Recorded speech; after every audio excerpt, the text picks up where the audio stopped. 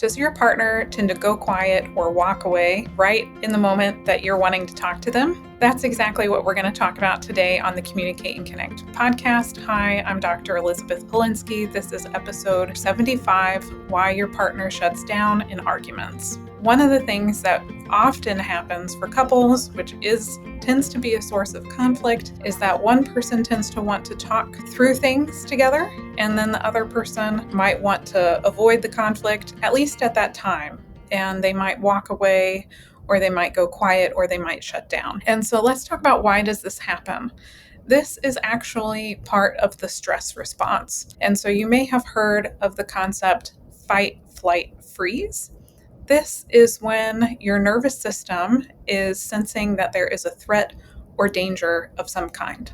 And everyone is different. So some people, when their nervous system is getting overwhelmed and there's a lot of stress and they're sensing that there's some danger of some kind, they may want to fight. And they may want to be the one in the relationship who is fighting to talk about things. They want to talk about it. They're pushing to talk about it. If their partner goes into the other room, they're following the person into the other room. They are ready to fight, but they're wanting to fight to fix. They're wanting to do it not to fight, but to fight to get to the other side together. Then you have the flight response, which is when I'm overwhelmed and my nervous system is saying, oh no, this is not good. I got to get out of here. They have to get out of here. And so then they walk away. They may leave the house. They may drive away. It could also be like going on a walk, going on a run. And then this is a way to try to calm down, to try to get at a body level, their emotional system back to a safe place. And then you have something called the freeze response. This is also part of the body's stress response. And so freeze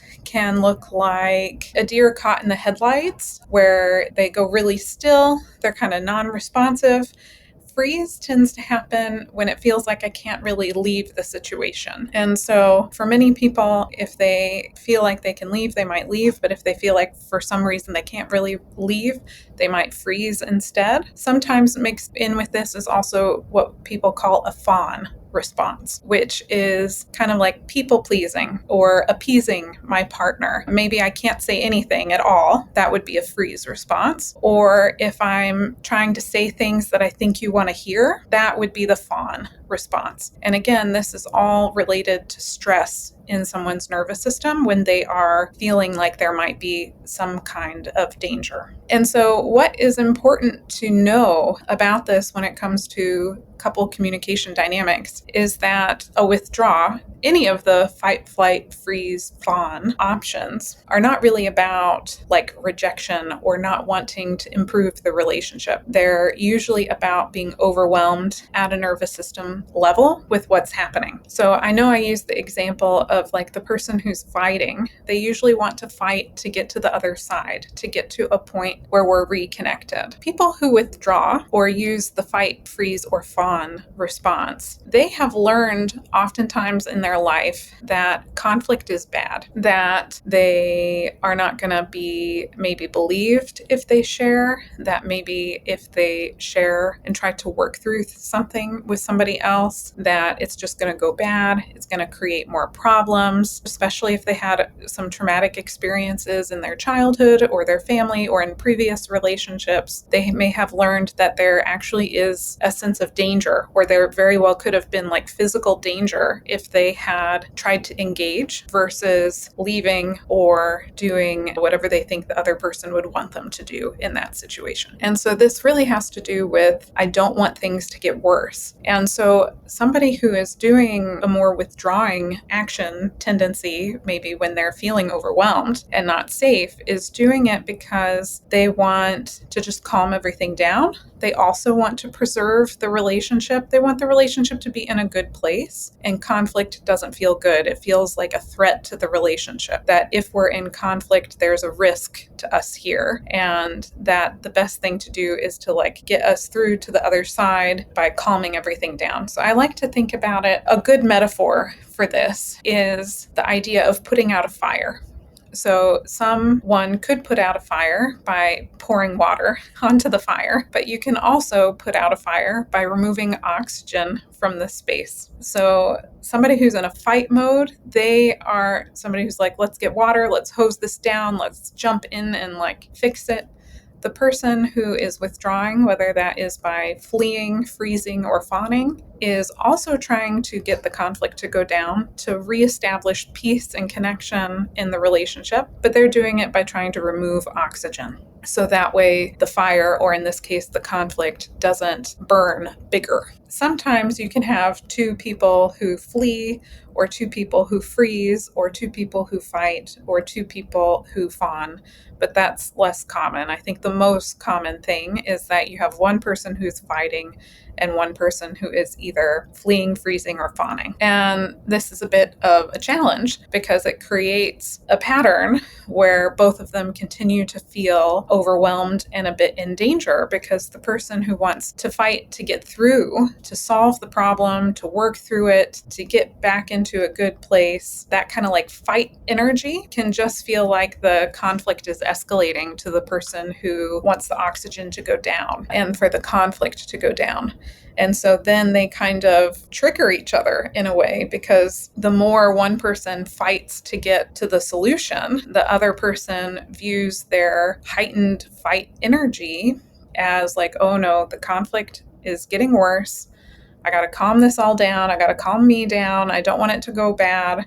And then they withdraw more.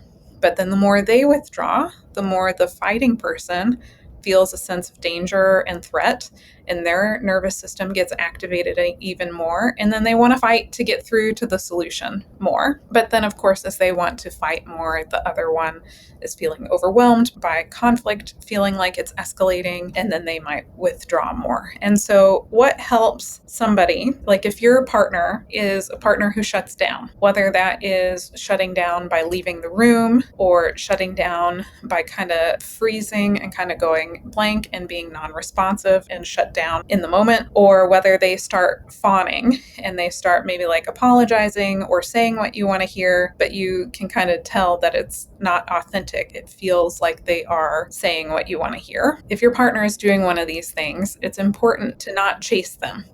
That is the natural tendency for somebody who can get more in that fight energy and who is wanting to address things and work through it and not go to bed angry and everything like that. So instead of fighting harder, I get that it's very hard to do because everything in your body is saying, this is not okay. I've got to fix this now. I've got to do something. But that is also your overwhelm. And so what you can do is you can try to pause, give yourself a break, give your partner a break. This is really, really helpful to just let both of you calm down a little bit and then come back to the conversation when either of you are not feeling triggered. It's also important that you start talking about yourself in moments like this. So instead of pushing for your partner to say something, and you might be asking questions, or you could get even critical, like you never want to talk, like what's wrong with you? Healthy couples talk through things, but it could come out in a very critical way. Instead of kind of pushing for them to talk more,